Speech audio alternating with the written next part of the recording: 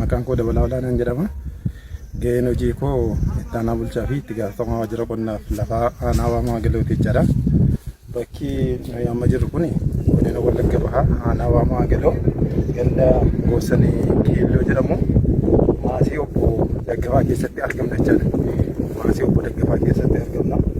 Obbo Daggafaan kun akkuma beekamu Habiibii kana biyya kana keessatti beekamu ture jechuudha. Biyya kana keessattis akka godina kanaattis Habiibii kan jedhamu kun hin baramne ture.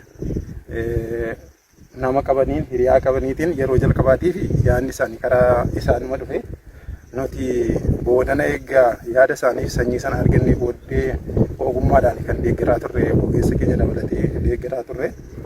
Isaanis akkuma namni tokko iddoo garaagaraatii qarshii namaa laachuurra birrii namaa laachuurra yaada namaa laachuun murteessaa akka ta'e namni isaan itti dhiyaatan hiriyaan isaanii kaasee fi ogummaan si barsiisaa ogummaa kana barii kan jedhan naa kaasanii isa booddee immoo waan ta'u kan eega kaasanii booddee gaafa isaan naa kaasan ogeessa ganda isaanii wajjin mari'atanii isa booddee gara aanaatti dhufee nutis akka ogummaatti akka aanaatti qoricha garaagaraa dhiyeessuu fi waan garaagaraa dhiyeessuutiif ogeessonni damee kanarra jiran jechaadha. Deeggarsa baay'ee godhanii fi har'a irratti gaafa ilaallu Habiibiin kun aanaa keenya keessatti wanti Habaabiin kun aanaa keenya keessatti kanaan dura kan ta'e hin beekne kanis hin beekamne jechaadha.